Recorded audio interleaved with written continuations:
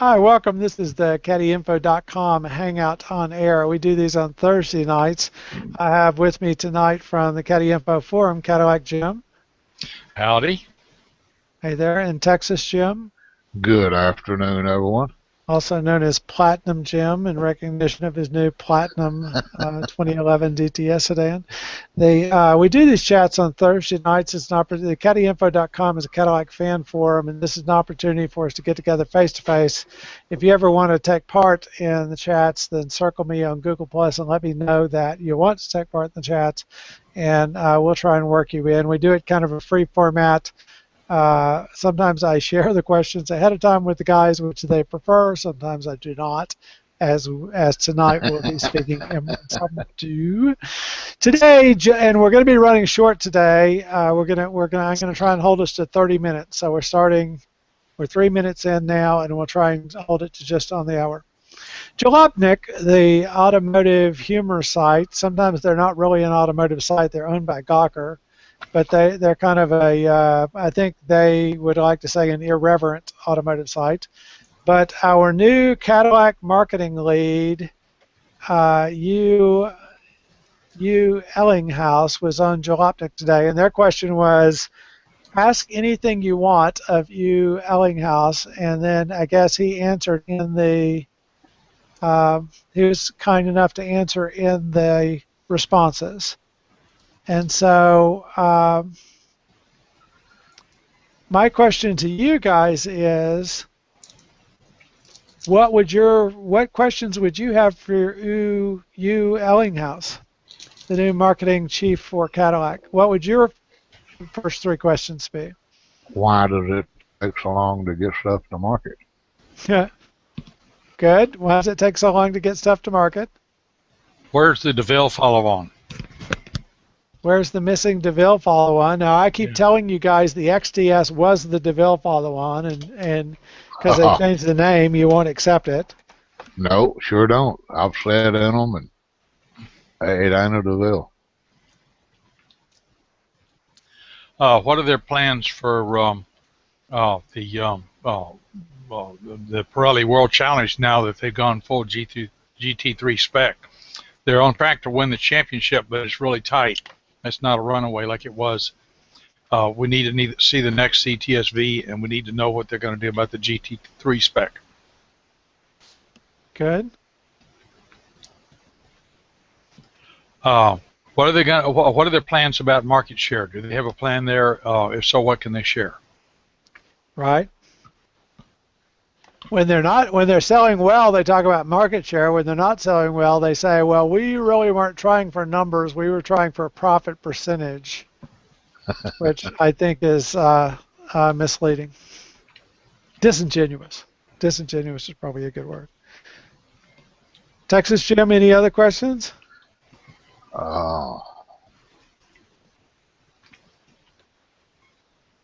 Okay, he's in marketing, so that should be part of the commercials.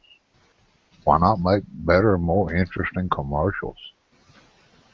Well, they certainly pay for interesting commercials. They pay for them, but they don't have them. I've seen, a couple that I kind of remember, but... Now, here was some of the details that you shared, and they did this this afternoon around 1. Unfortunately, I wasn't available then, but they did about 1 p.m. So one of the gentlemen asked, is the ATS-V going to come with an LT1 or a twin-turbo V6? Yu's response was, which is your preference? I'm still taking suggestions. Now, I don't think that's the case. No. That's already locked in. They just don't have it ready yet. Yeah, that can't be the case. I think he'd rather you talking about that than him, by the sound of his response. And let me see the next question he responded to. Several questions he did not respond to. The next question he responded to was from the Jalopnik European guy who asked, when are you guys starting in Europe? And you said, we'll increase our presence in Europe over the next few years, and central test drive fleets will make sure you can get a car even if there's no dealership there. He needs to look at parts and service. We're still hearing complaints about that. The parts are much higher there than they are here, and there's no real good reason for that. Somebody asked why all the recalls, and if there was a strategy to doing them all at the same time so people would feel like that GM was addressing everything. And his response was, I don't know. I read something in the Wall Street Journal to the fact that they're using the recalls as a way to reach out to the market and to give people a good dealer experience. Yeah, I think it's driving sales, that it's coming across as a good thing. Yeah. I got a letter about the supercharger. I've put a post up about it. I was reading that. I saw that. Yeah. And all they really did, it's not a recall. They're just extending the warranty to 10 years. That's good news. Yeah, well, I really didn't want them messing with my supercharger anyway, and I think that the odds of me having trouble are slim to none because I don't plan to go racing or mess with the supercharger.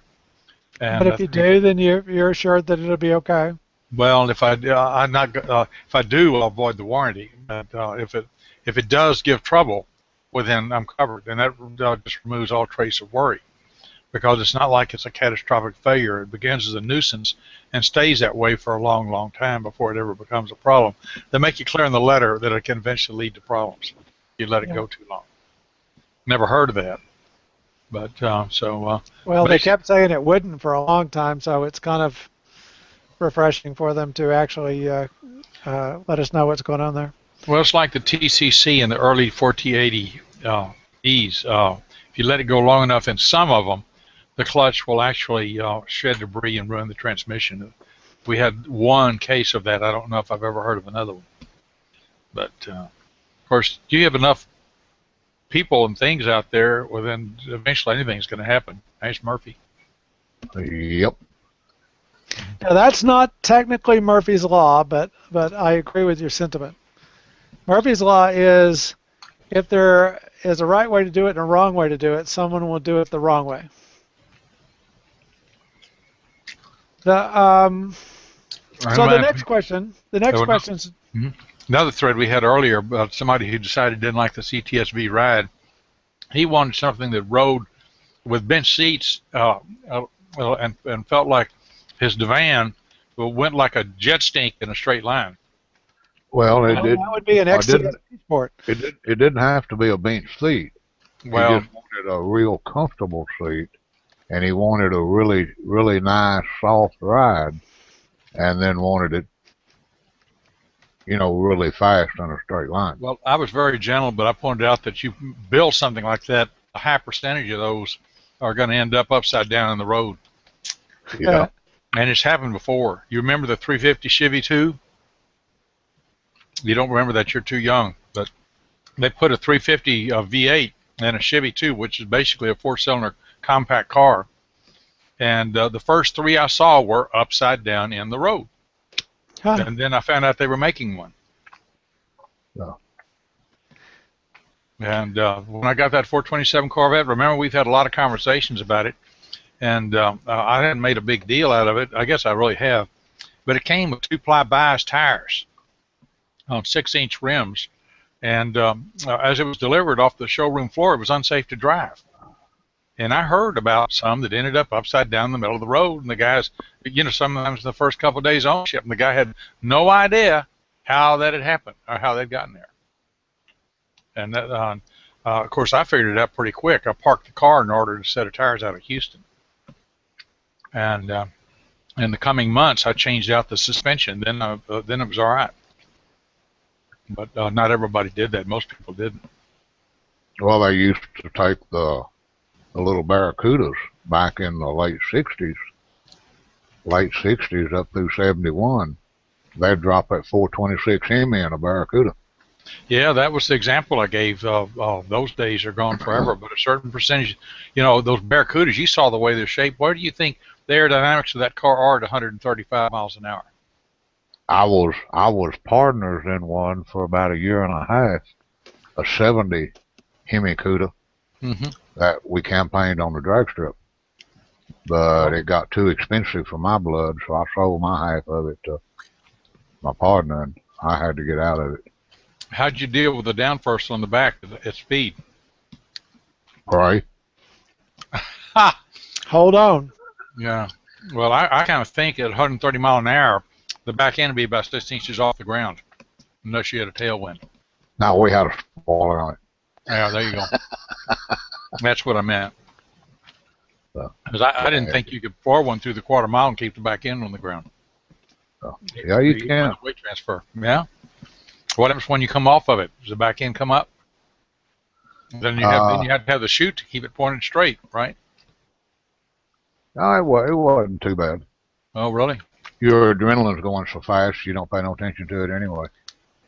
I remember a common thing was to drop a Cadillac in an Oldsmobile or Chevrolet in the 50s, early 50s.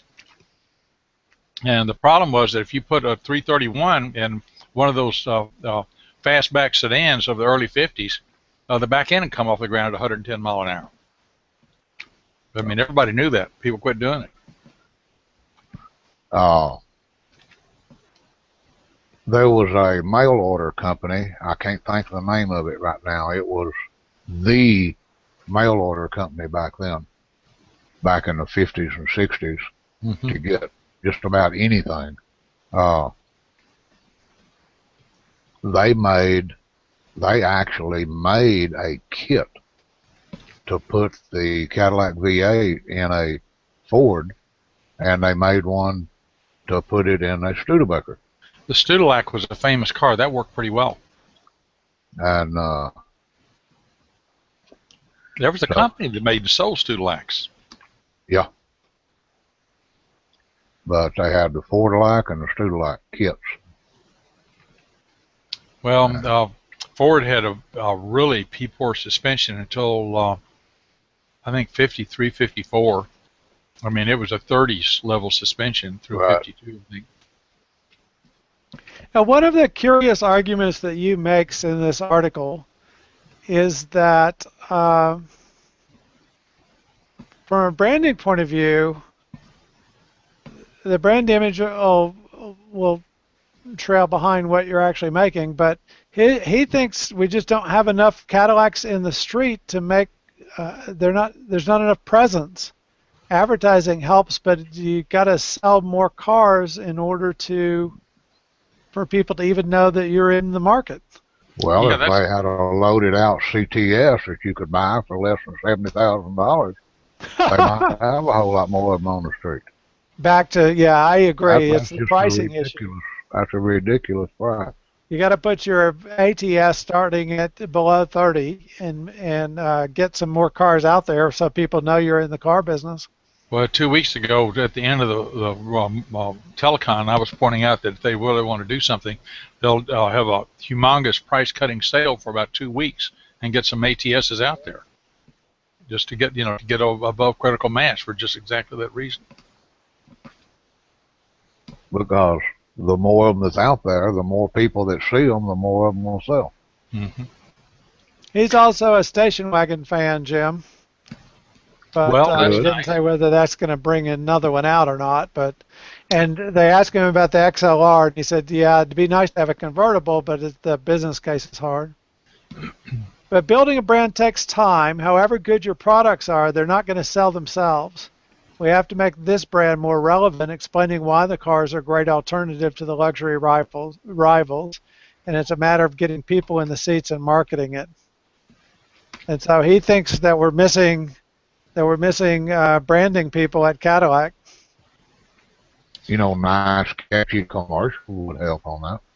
Yeah, the ELR commercial had everybody talking for a few weeks. Yeah. They ought to do more of that. Mostly critical, but any advertising is good advertising, right? As P.T. Barnum said, yeah, I don't care what they're saying. As long as I don't care what they're talking about, as long as they're talking about me. Exactly, yeah, that's what he said. So, I don't think he gave away any secrets in this discussion. No, he sure didn't. He didn't really say nothing. He was probably the wrong guy to be making unscheduled releases of information. They should have got somebody from engineering or management, sales. Well, he's the manager, so yeah, I know, that part. He's in the sales division, though. Then they usually, if you trickle things out, it's through management or engineering. They pretend it's a leak if it comes out of engineering. You know what I mean? Right. So, like I'd love to have known what the new CTS is going to do. We have no hint. All the spy photos I've seen look like last year's. They could be BSing us. There could be no car, and we wouldn't know for sure. Cadillac's been pretty sneaky lately with when they actually come out with stuff. It wasn't exactly, it wasn't what we were expecting.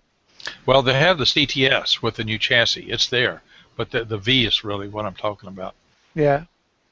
So now, some of the Nürburgring video that we saw of the ATS-V or the CTS-V recently, it actually showed it getting air quite frequently going around the track. What do you mean getting air? Air, it was going airborne. Yeah. So I don't know if that means it's going to be even more tightly sprung.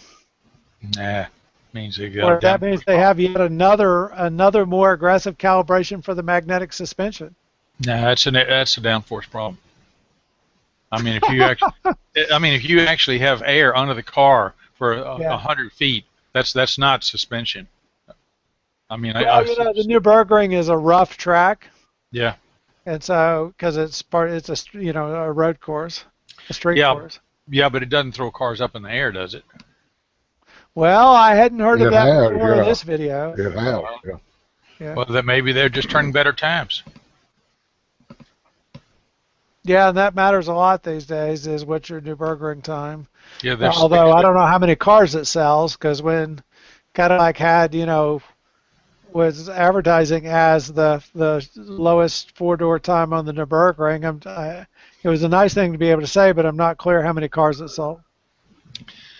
Well, if they do something with the new LT1, like the VVT and variable displacement, and get the gas mileage up, they should pound on that and start comparing it to AMG. I don't think the BMW M Series is really a competitor because it's not the kind of car you want to drive every day, whereas the CTS-V is and the AMG, I believe, is. Well, the only counter I would have to that, though, is if the M cars are the best-selling car in the class, then you want to figure out a way to compare to them, right? That's what people are buying. Well, it really depends on whether that's your market, and since the Cadillac is a streetable car intended to be driven every day with the little invisible in the daytime accent line that's lit on the dash at night, and this kind of thing, like the top of the line CTS, I think they're really trying to appeal to Cadillac buyers who want the ultimate in performance. And but I think their case, Jeep driver, not the BMW M Series. I love the quote about Shelby Cobra kit cars, because somebody said, in their experience, 70% of the guys who buy Shelby Cobra kit cars actually wanted to buy a Corvette and didn't know it. Yeah. They didn't want all the compromises that you have to make with anything close to a Shelby Cobra, right? Where it's hot, it's loud, it's rough. It's what they really wanted was a car that had high performance and really good manners. And so I think that's the winning strategy. If you want, the 3 Series has been the best-selling car in the class for a while, but I think that's the strategy is, if you think you want a 3 Series, you probably actually want a Cadillac, because that would give you the power, the performance, and more luxury than you get with the 3 Series. Oh, absolutely. Yes. And reliability. I think that's what I would try and argue. And service, dealer experience. But I don't want people comparing the Cadillac with the M3 or the M4 and the AMG. But you got to win that comparison. Oh, absolutely. And so you can't show up with the same horsepower that BMW's got. You have to show up with 20% more. Well, that shouldn't be a problem. They've been shooting at we haven't redesigned that car since the 2009 model. So they've been shooting at us for 5 years.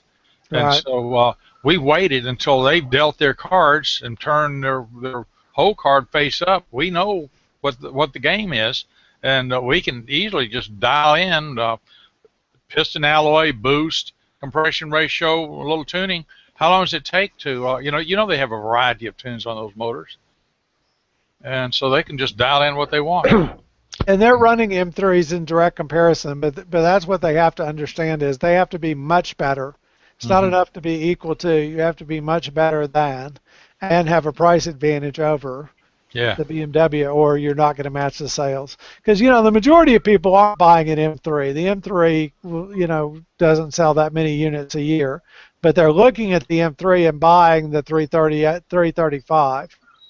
And so that's, the same thing that we need is, but even after Cadillac designed the ATS to be identical to the different BMW 3 Series, then they didn't test as well. I think because of the 6-speed transmission. Well, I think this also may be a case of the bean counters and the non-car people making too many decisions. You can get some terrible cars out there that way. I remember a 73 Pinto that I got as a rental car, and I found out to my horror trying to make a plane that it could not go faster than 45 miles an hour on a 4-lane highway free of traffic on a level road. It just could not go faster than 45 miles an hour. It could hit 48 downhill. And There's then something wrong with it, Jim. No, I read Consumer Reports when I got home. Consumer Reports says don't buy this car. It won't go but 45 miles an hour. This was a car released over the howling screams of engineers by management.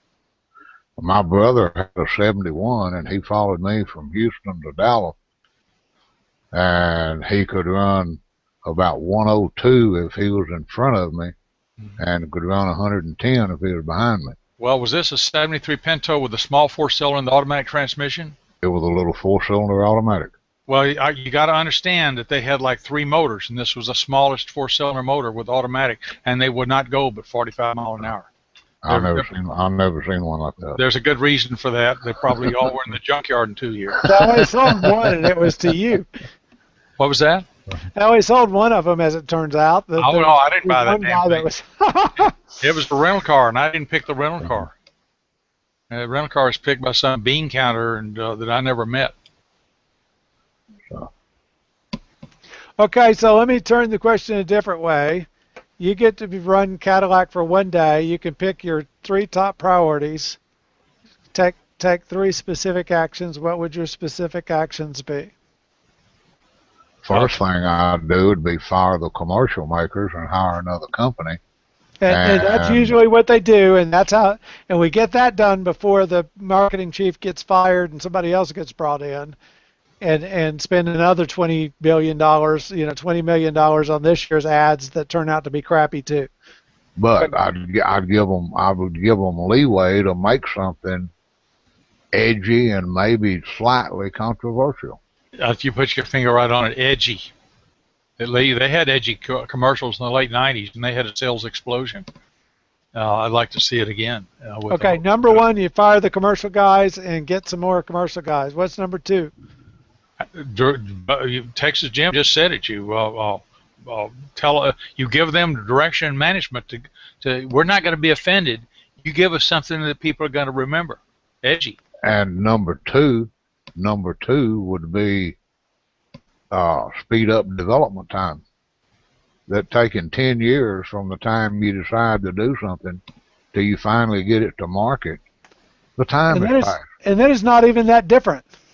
Yeah, and it's not that different, and the time for that is now 5 years in the past. Right, exactly. Speed up the time to market, especially since you're running small runs of cars. I mean, we waited forever for the ELR, and then when they brought it to market, to me, it didn't have all the things that it should have had to take as long as it took to come to market.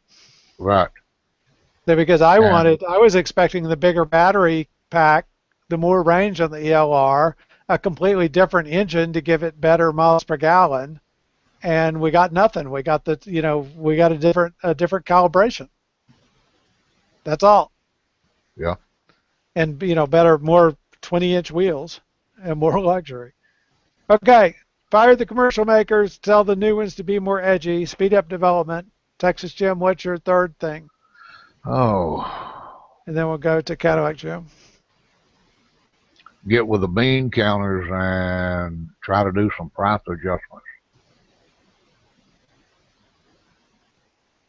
Because there needs to be a little bit more value for you. Yeah, lower the prices. I would say lower the prices at least $5,000 across the range. You I need to think get a little more $10,000 value across for the your range. money. It's I'm just going to not say there. that for the ATS, I would say $10,000 across the range, and separate the ATS and the CTS pricing, because right now a full boat ATS and a CTS cost the same. Cadillac Jim, what are your top three things? You agreed on the commercials, but you can pick a different thing if you like. So, what are your top three things?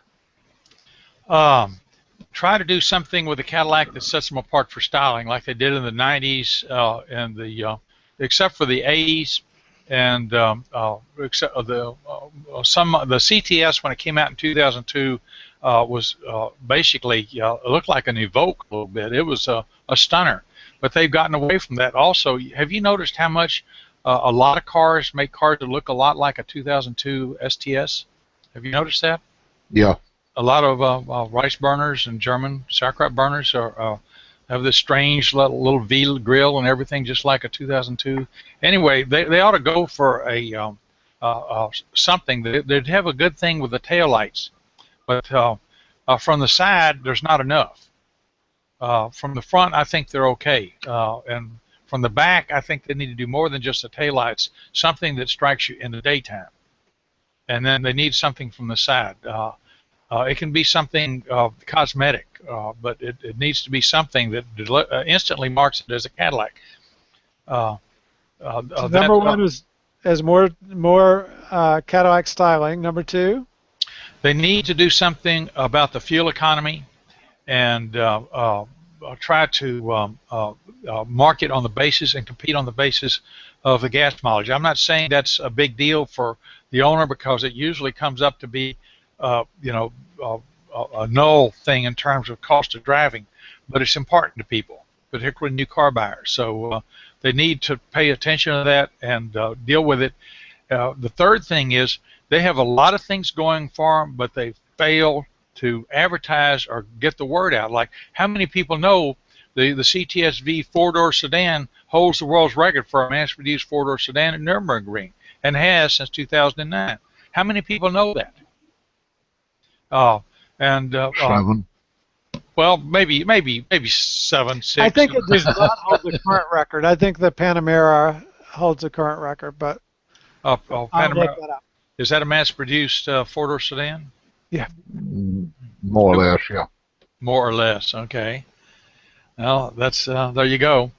But okay, 5 years is a long time. Go have another time trial. You say they were showing daylight under the new ones out there now. Let's get some times on them when they get them, advertise them. They're in line. They're leading the manufacturers championship in the GT3 class at the Pirelli World Challenge against Lamborghini, Ferrari, all these guys. Where have you heard that? I have not heard. I've never seen an advertisement about that. Even if they were running second. Where's the joy?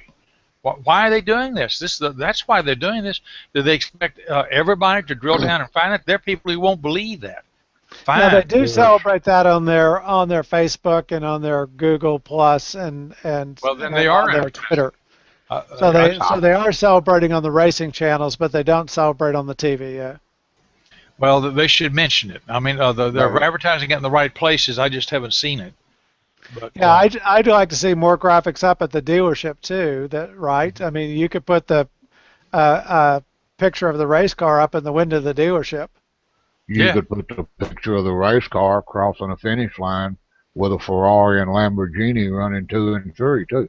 Oh, right. Absolutely. Well, if they can get up to second, third, yeah. If they can get up there, yeah. So you could have the Cadillacs coming across as 1 and 2. That happens. And these $500,000 Ferraris and Lamborghinis back behind them. That's right. It turns out the guy in second place is the people in second place are Audi. Now, unfortunately I got off work late, and so I'm going to keep us to the 30-minute format this week. Okay. Any last words you want to share? Don't reckon. I did wax my car today. Ah, dang. First time? Yeah. And did you do by hand with McGuire's or by hand with, or did you get use a buffer? No, did it by hand with McGuire's.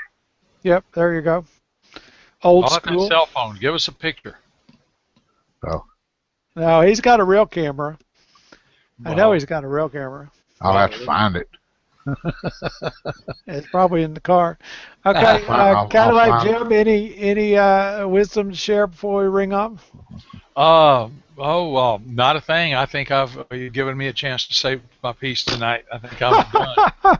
Guys, thanks for being on. I'm sorry we're running a short format, but this will let me go feed the family, at least close to the schedule. And Jim, still holler at me when you want to come look at the new store and so on. Okay. Looks like I might be taking off Sunday going to South Carolina. I'm not absolutely sure yet, but I was wondering if you were going to be gone tonight when you didn't log on right on time. Hold on a second, guys, and I'll hit stop broadcast. If you're watching at home and you want to be on with us sometime, again, circle me on Google Plus. Learn how to Google Plus. Circle me on Google Plus. Let me know that that's what you like, and we'll get you the info you need so that you can participate live with us. Again, caddyinfo.com, CADDYINFO.